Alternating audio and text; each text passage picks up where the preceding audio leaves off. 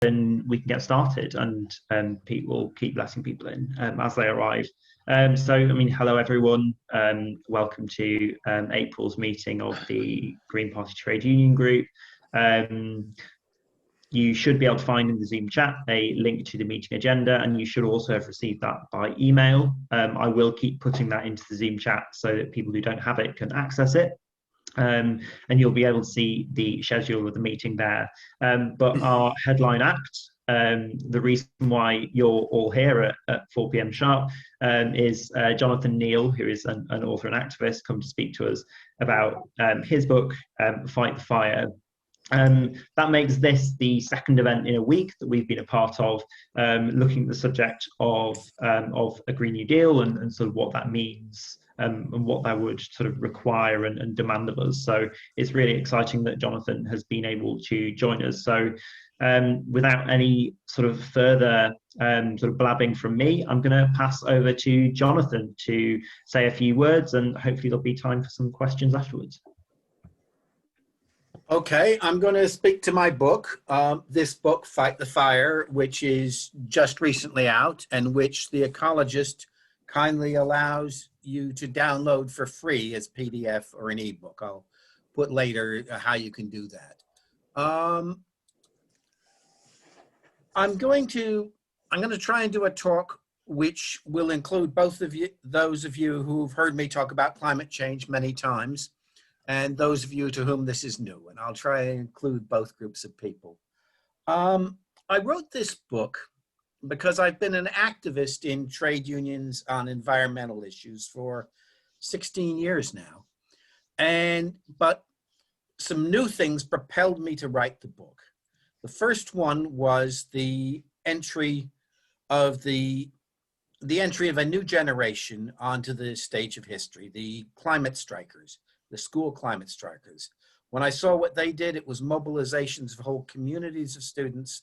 It was uncompromising in what they were asking for, and it was a strike. It was wonderful. Suddenly I could see the possibility of the kind of actual social force that could make climate jobs or a Green New Deal a reality. The second thing that was important was the COVID epidemic.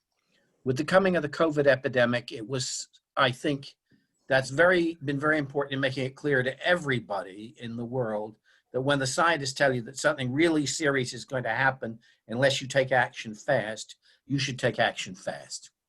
I think that's changed things. But the third thing is we're entering into a period of recession now. We're entering into a period where governments of many different political complexions in many parts of the world are junking austerity and are going for massive programs of economic stimulus. In that situation, it becomes much easier to argue that a great deal of that stimulus must be green, must be to stop climate change.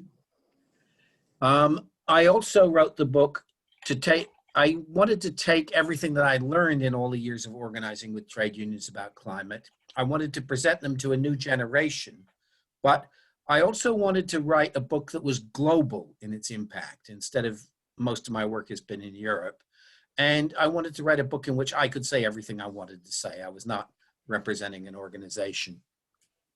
The core of the book is the idea of climate jobs, the idea that in order to, I'll outline it, in order to stop climate horror, what we have to do is bring down greenhouse gas emissions, bring down carbon dioxide emissions by something on the order of 95%, and bring down greenhouse gas emissions as a whole by at least 85%. So a massive reduction. And in order to do that, the only way we can do that is run the energy system in a different way. In order to run the energy system in a different way, it requires an enormous number of human beings doing work. 4 areas are most important. The first is renewable energy. Core of renewable energy will be wind power and solar power, mostly wind power in this country. But that has to be backed up by a great deal of other kinds of geothermal power and marine power and various kinds of technologies that can back it up, because as we all know, the wind does not blow all the time, and the sun only shines half of the time. Half the time it's night. So we need an array of different kinds of renewable energy that we can mix together. We will also need massive supergrids to mix together these different supplies of energy over a large area.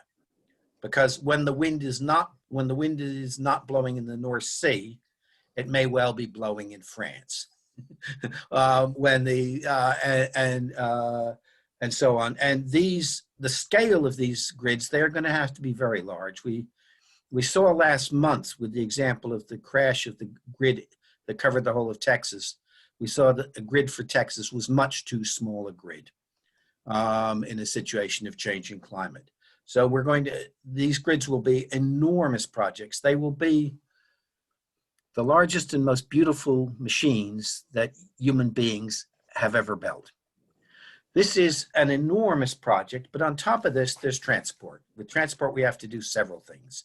First of all, as much public transport as we can have.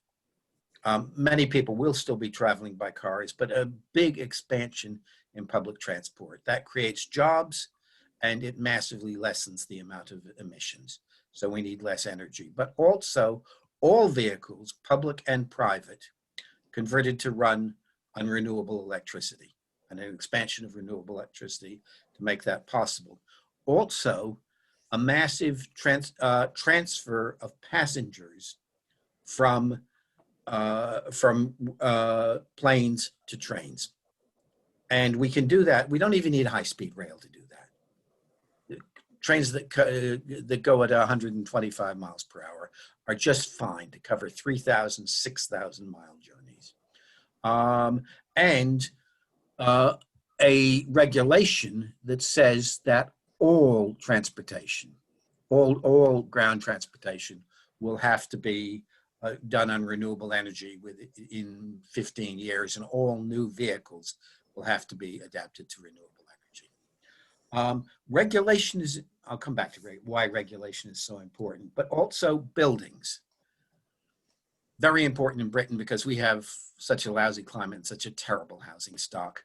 And what we need to do is to insulate and renovate all of the buildings we can, homes and public buildings, but also to convert all of the energy that goes into them from gas or coal to convert it, or oil, to convert it into electrical heating of one kind or another.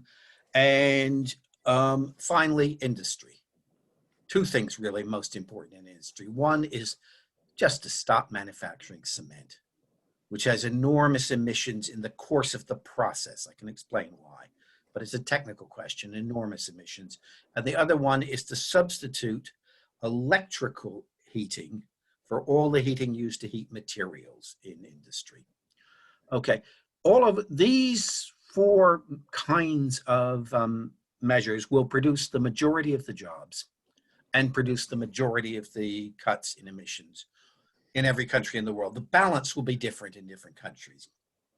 Those are the central jobs that need to be done. I also talk quite a lot in the book about agriculture, livestock, forestry, waste, and F-gases. These are very complex matters, so I have to go into them in detail. I won't go into the detail here, but we can come back to the discussion if you want. The thing about all of this work that needs to be done is it produces a lot of jobs. And that means that there is an argument. We have two arguments. One is the argument, we're going to stop climate change this way, people. But the other argument is, in a period of recession, we're going to give human beings who need work jobs. This increases the political pull, the political impact of what we're able to do.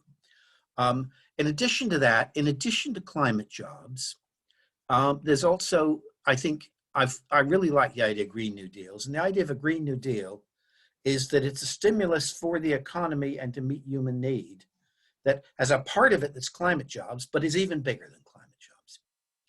And in different countries, the part that isn't climate jobs will be different. In the United States, for instance, the central part of the New Deal, aside from climate jobs, Ocasio-Cortez's New Deal, the central part is is to have a national health service in that country. In South Africa, when they talk of a Green New Deal, new housing, affordable housing for working class people is central. In Britain, I think after COVID, it's the care industry and care homes in which I have worked to give people at the end of their lives, or people who are disabled, human dignity for the time that requires an enormous amount of labor. Okay, now just a few points about climate, but going back to climate jobs, I think climate jobs need to be mostly, in great part, public sector jobs. One reason is that we have been waiting forever for the market to deliver these jobs and this work, and the market has not delivered it. That experiment has been done, and the information is in. So we're going to have to, it's going to have to be government investment. The scale of what needs to be done means that it can only be done by governments. It's done with government money. But also, if we look at the experience of COVID in this country and many other countries, where it is outsourced to the private sector, we saw what happened with that. But also, very importantly, we want to be able to promise workers who work in the, who will lose their jobs in the old high carbon economy. We want to be able to promise them jobs in the new green economy. And we can only promise them those jobs and keep the promise if it's a public sector job. Then we can say to people, if you lose your job in the oil industry, we will find you a job, we'll find you retraining, and we'll find you a job near where you live at decent wages, secure for life. If we do that, that's not just because it's a just transition, it's also politically very important that we do not divide the trade union movement if we do that. We do not divide communities, and we do not divide voters. We can pull everybody along with us if we say that. The other reason for making it public sector is fairness in hiring. The kinds of jobs that are involved are mostly traditionally skilled, manual working, mostly male jobs.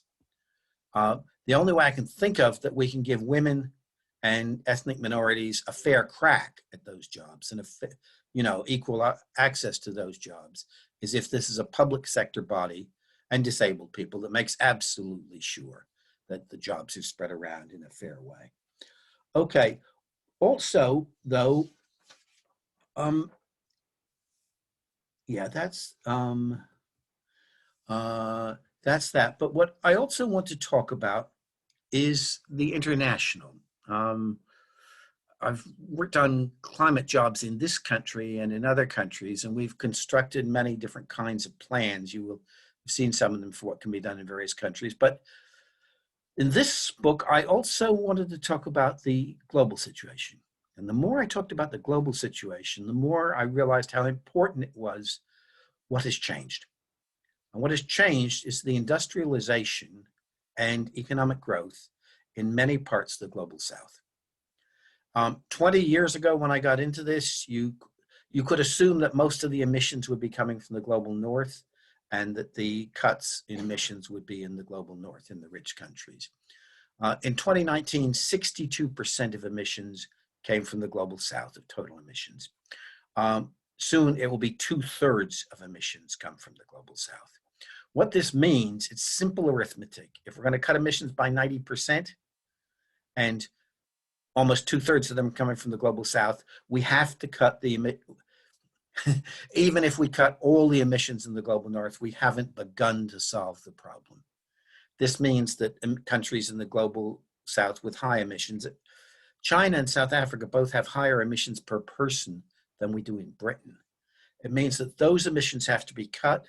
In other countries like India or Bangladesh or Kenya, there will have to be a cap, and the emissions cannot increase beyond that. But the trouble with that is deeply, deeply, deeply unfair, because the people in these countries are much poorer on average than the people in the rich countries. There is the whole history of colonialism and empire that made them poor. Their emissions, their historical emissions are tiny, so have not contributed to this problem. And there is the whole international structure of economic power and finance and the IMF and everything else that keeps these countries and these people poor. For all of these reasons, to cut emissions for everybody at the same level, about 1 ton per person per year, is deeply unfair to people in the global south. But if those emissions in the global south are not cut, along with the emissions in the global north, if they're not cut or capped, then the people who suffer most will be in the global south, and the people who suffer most in those countries will be the poor people in those countries. This is a contradiction. There's no easy way around. And so what I talk a lot about in the book is, first of all, a way of solving the contradiction, which is to say that we cannot, people in the global south have to have a way, an alternative pathway to a society in which there is enough for everybody. And that alternative pathway has to be through renewable energy. So there has to be growth of a kind in those countries through renewable energy. That's politically absolutely essential, because we're not going to do this, what we need to do, unless we build mass movements in all of them, in all of the countries of the world, in all of the parts of the world. We will not be able to do this without the support of workers and small farmers in South Africa or Brazil or China or India. We simply can't do it without their enthusiastic support. We have to mobilize those people. And so we will not be able to mobilize those people for them staying poor. It's that simple. So we have to campaign for a 100% renewable economy. In those, we have to have a climate movement that does that. The last, but that's easy to do that. I spent a lot of the book thinking about solidarity, because the question is, we can say that, but to build a movement in both the North and the South, you have to have solidarity between the North and the South. That means large climate movements fighting for climate jobs based on working class people, really, in both the North and the South. And I spend a lot of time talking in the book about what do we do about extractivism? What do we do about the new kinds of mines that are poisoning people all over the global South? What do we do crucially when they try and have a stimulus and they try and have climate jobs in a country in the global South, and the IMF and the World Bank and everybody else descend on them and say, you cannot do this, you are not allowed to do this, as they have on social spending of all kinds. These are situations in which people need solidarity from mass movements in the North. But we cannot do it without solidarity for the earth from mass movements in the South. And a lot of my discussion about agriculture and about forestry and about livestock is about how do we recruit to this movement and make part of this movement small farmers in the global South? How do we make herders with small livestock herds in Africa and Asia part of this movement? How do we make the people who live in the forests part of this movement? We're going to need solidarity in every direction. And I, again and again, try to grapple with how we do that. The last thing I want to say is, how long have I talked for? About sort of 17 minutes or so. Then I want to stop, and I'll say the last thing I want to say when we come to the end of the questions. Oh, no, I do want to say one more thing. The book it's a nuts and bolts book. It is, I would recommend it to you, particularly on that grounds. It takes up every question that we come to with climate change and climate jobs. It takes it up not by considering the general politics, by looking at the nuts and bolts of how these things work. Because, as we have discovered with COVID, it turns out that the crucial political questions are the questions about things like how do we do test and trace and so on. But in all of these technical arguments, at the core of them is always an argument going on about whether we are really going to transform the fossil fuel economy, or whether there's another indifferent technical way out. I'll stop there. Thanks very much, Jonathan. That was wonderful. Right, so if anyone has any questions for Jonathan, the best way to let me know is to use the raise hand function in Zoom, which you should be able to use, I believe, although it's not showing up on my screen. But alternatively, please do type something in the chat. Let us know that you want to speak, and we will bring you in. I just wanted to sort of use my, I suppose, my advantage as the chair to sort of ask the first question, and then someone else can feel free to chime in.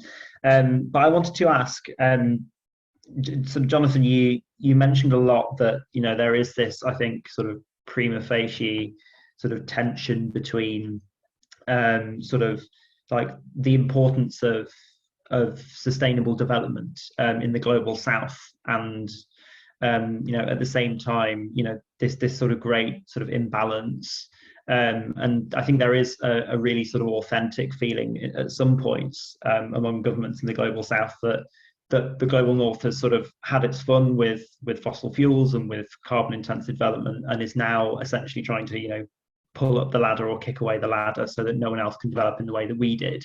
I'd be interested to hear any thoughts you have about how we in the global north should be sort of talking about these issues, or whether we should be talking about them, or whether we should be sort of amplifying voices in the global south. But how do we sort of address that problem in the way that we frame sort of the way we're talking about industrial development?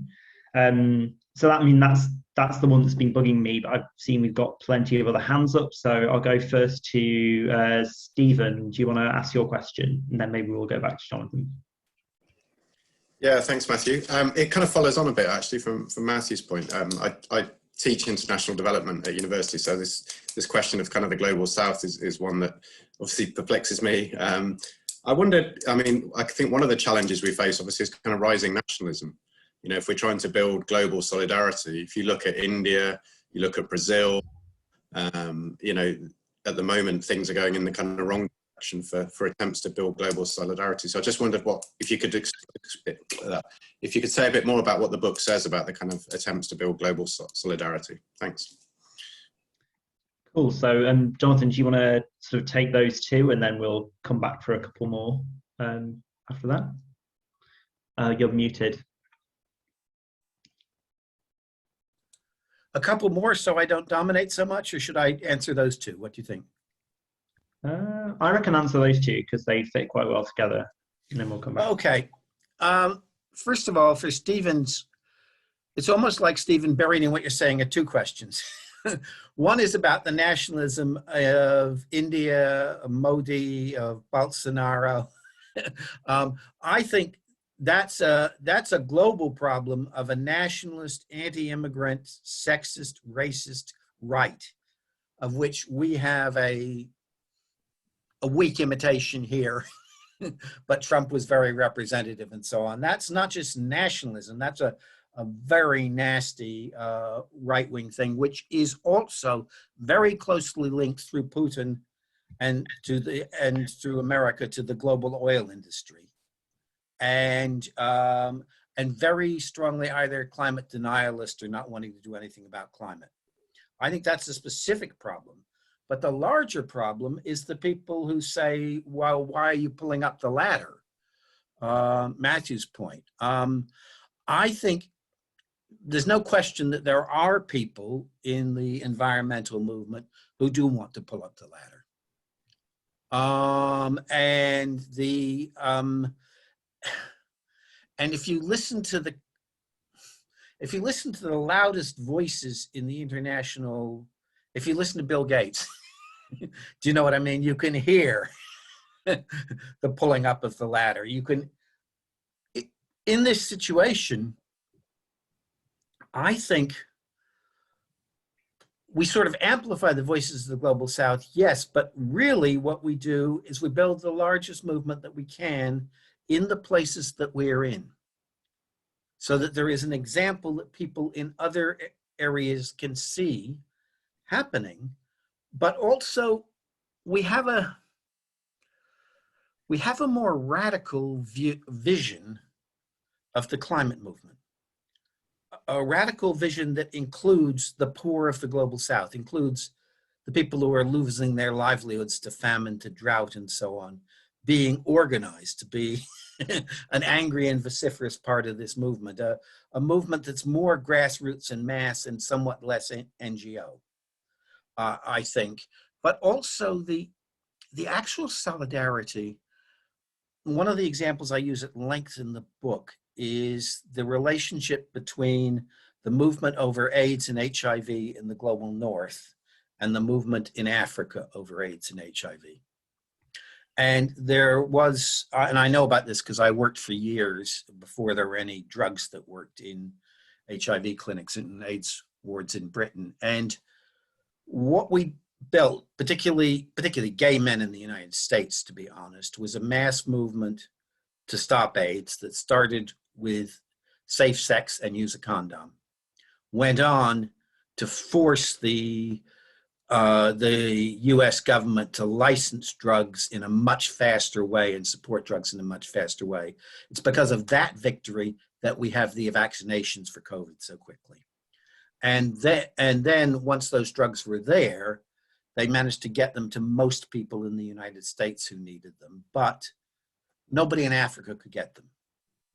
And nobody in the global north paid, except for people with family in Africa, paid any attention to the fact that people in Africa couldn't get them, or people in India, because people in Africa, because they cost $10,000 a year. It was under the control of the pharmaceutical companies. And what happened was then there was a mass movement in South Africa, started by gay men, but very quickly became working class Black women with HIV, that movement. And what they did was they then went to the gay movement in the United States to act up, and they said, your government, Clinton and Gore, are trying to stop us from having cheap generic drugs.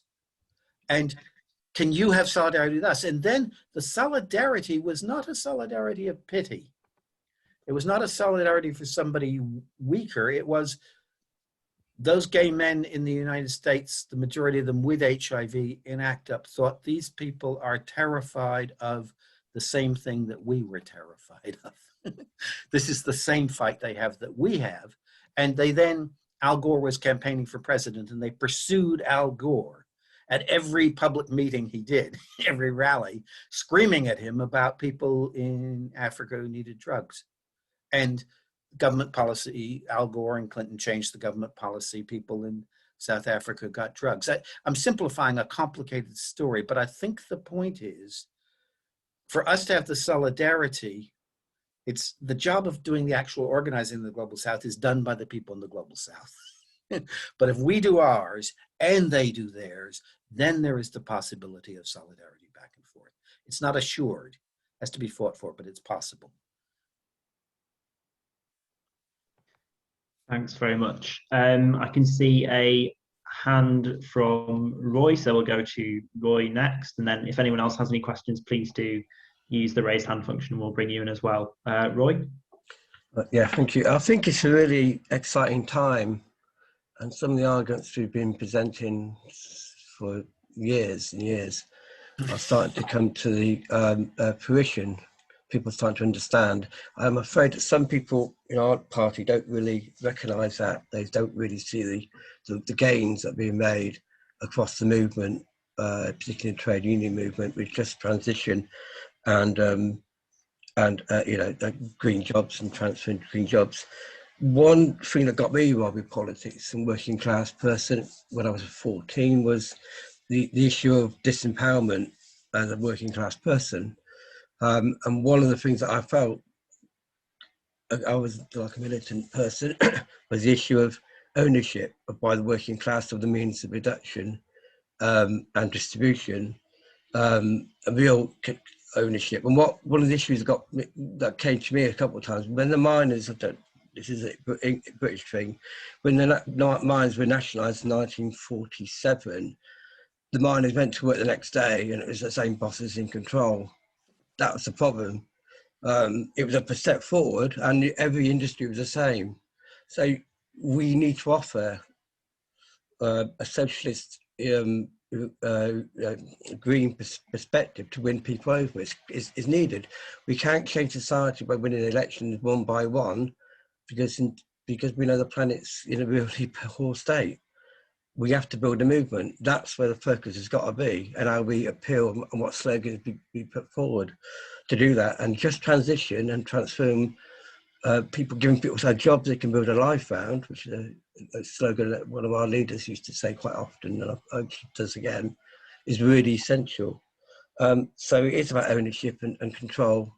Otherwise, why would anyone take part in this struggle if the same people are going to be in control as before? There's no gain, really. The issue of what wages you get when you leave one job which is polluting to a job that isn't polluting is a really important question. These are families, these are people with kids and stuff. And what we saw with Trump in America, where we tried to build a base with the miners, is an important consideration. So that's my view on that. And in terms of democracy, is absolutely the key. It's got to be an absolute clear perspective about transforming society. The only one question I want to raise quickly is the issue of planes and trains. In Britain, we have high-speed trains, an high-speed train being built by the bosses to run, where the state pays all the money out, basically. And it's going to cost us, and it's destroying the environment, etc. when they're building it. But in reality, there's nothing wrong with trains going faster if we own it. Actually, if we own the trains and the companies that use these resources, these transport systems. But imagine in bigger countries, trains and planes with a time period still, even if you got a train to go 400 miles an hour, there's still going to be a problem for people going from one place to another. I watch a lot of stuff about America and Canada on YouTube, follow people because I'm quite interested in cultural issues. And they talk about the distances being so long, so wide. We think it's difficult to go to Glasgow. Someone said some of the states you don't get out of the country, you don't get out of the states within 12 hours. So I wonder if you can talk about that as well. Thank you. Thanks, Roy. We'll take two more. I can see that Martin Francis has a hand up, and I think Les Leverdow also has a question. So we'll take those two and then go back to Jonathan to answer those and to round up his talk. So Martin first. Yeah, I've got two quick questions as well. The first one is about trade unionism and internationalism in the trade union movement. Clearly, if we're going to address linking with the global south, that internationalist work needs to be effective and not actually being a bit imperialist about it and trying to tell those people what they should be doing. Back in the 80s, I was involved with people who worked at Fords, and there was grassroots connections being made between Ford plants in Britain with Ford plants in Europe to stop undercutting of wages and things like that. And I think there's probably quite a model there. The second thing is I'm a local blogger. I'm getting lots of PR releases these days about hydrogen and hydrogen power and this being a solution. And it's actually come up as well in the GLA election with Sadiq Khan promising more hydrogen-powered buses. And I'd like us to think about the arguments around that issue, because that lobby is getting really organised with international conferences and goodness knows what else. And frankly, the Green Party's not been saying very much about it at all. Thank you. Thanks, and Les. Okay, thanks. Yes, hello, Jonathan. Long time no see. Hi, Les. Yeah, thanks to you and the ecologists for making the book available. So I had a quick look. And for those who haven't seen it, I mean, I'll just mention a few points from the book, which are a good starting point. As I put in the chat, that UN agreements have failed, perhaps predictably so, but that's another argument. Environmentalist groups have generally pretended otherwise for their own political reasons. And in the book, you give an explanation for why almost all the kind of elite agendas have failed. I mean, I'll just read out a little bit. You say, the rich and powerful want to do what needs to be done, but they cannot because they believe their own propaganda. They cannot imagine an alternative to the market. They're conscious of how much they have to lose if the rest of us stop believing in the omnipotent power of the market. I mean, yes. So where does that leave the we? Who are the we who can either force them to do what they can't do, which sounds impossible, really, logically speaking, or to create a different we?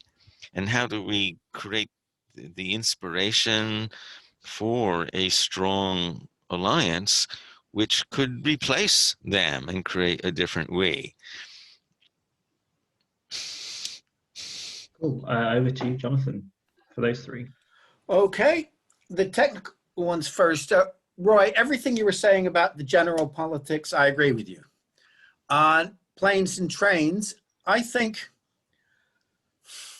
both in Britain and in the United States, the high-speed rail projects that we've seen are deeply, deeply flawed. Christian Waldemar, I think, explains best from a trade union perspective why HS2 is so flawed. And the big reason is that they are trying to produce trains that will compete with airplanes, and that therefore have to go enormously fast, and therefore they will cost a great deal, and you know the tickets will cost a great deal, and the business model does not work. But also, the resistance of the air is a function of the cube of the, no, it's a function of the square of the speed of a train. Most of the work that's being done by the train is displacing the air right at the front of the train. This means that if you double the speed of the train, you need 4 times as much power, energy, but you also need, building the train track becomes enormously more expensive because it has to be enormously more stable. So I think that with just 125 miles per hour, we have to say at a certain point, no more short haul airplane trips, no more airline trips under 3,000 miles, 5,000 kilometers. Because at 125 miles per hour, you can go from here to Istanbul in 24 hours sleeping overnight. You can go from New York to Los Angeles in 24 hours sleeping overnight, and you will arrive less wrecked than you will arrive if you take a plane. I got a lot of detailed arguments on it, but that, it seems to me, is the core. That they're going off the rails by trying to make it competitive in a market. Hydrogen, I have a chapter on hydrogen because I noticed, Martin, what you've been noticing.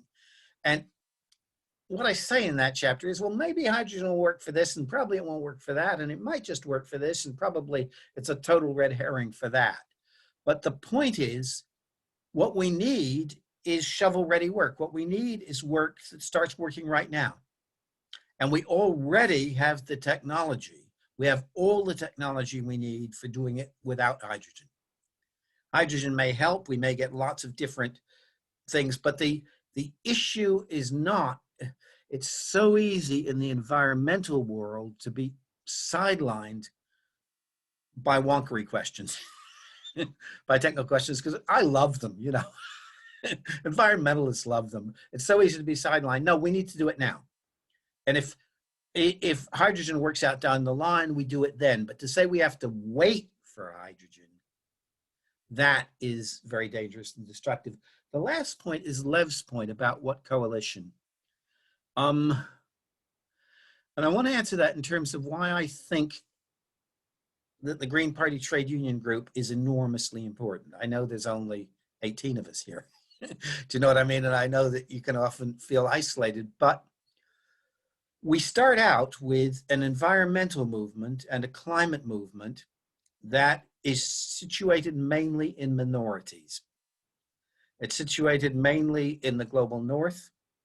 The climate movement, there are environmental movements in the global south, but the climate movement has been mainly in the global north, mainly among more affluent people, not central to working class projects or to the trade union movements, and not central to the political movements and the social movements of the global south in large part. We have to turn this situation around. That's the importance of the climate strikers, the student climate strikers, because they are pioneering the idea of a strike. And they're also pioneering the idea of mobilizing majorities in defiance. Walking out of school is an act of defiance.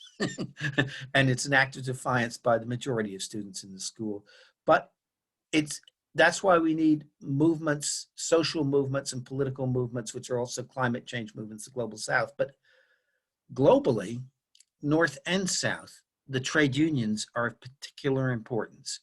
The people in the trade union movement who are committed to environmentalism and committed to climate action, we are of crucial importance in transforming the movement and taking ideas that are ideas of a minority and making those ideas of a majority and shaping those ideas so that they change and fit the needs of a majority. That's our job. And what Martin said about internationalism is very important. I've spent a lot of time in the international coalitions, organizations in different industries, transport workers and education workers and so on. If you can get involved in them, they're terribly important, not because of their public policy, which is just words, but because it's a chance to talk to working class trade union people from all over the world. And from the global south, and it's a chance to share ideas back and forth.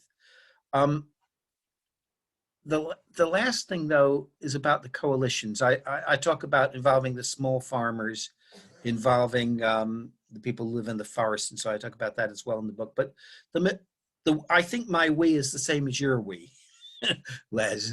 It's the 90% globally. It's the people who suffer and the people who are exploited in many different ways. And there are many different ways of bringing these people together. And I think one thing, many of you have been involved in the climate jobs campaign in Britain since 2008. The Green Party has always been an absolutely stalwart supporter of that campaign. And I had all kinds of doubts all the time we were doing it. And then I saw the homemade placards of climate strikers all over the world. And on those homemade placards, it says they say in many different languages, I looked at the pictures, they say climate jobs. Then they say there are no jobs in a dead planet. People went home and, 16-year-olds, 14-year-olds, and made those because somewhere they had heard that slogan that spoke to them. I think we have to think that we're still a relatively small presence in the trade union movement, but we're growing extremely fast as a presence in the trade union movement globally. And that what we have to say fits. It fits the needs of humanity, and it fits the needs of all living things at this point in history. And therefore, what people like us, what people like you do, is of, even if it feels difficult, is of great importance in transporting ideas to a very, very, very much larger number of people who I'm not going to say we're going to win this. I'm not going to say we're going to avoid hell. We may well lose. But what we do is an important part of giving everyone a chance of stopping that hell coming. I'll stop there, and thank you very much for inviting me. Thanks very much, Jonathan. Yeah, sort of silent Zoom round of applause, and a really, I think, good and important sort of note to end on as well. So really good to sort of round it out with a note of, I think, informed sort of optimism of the will.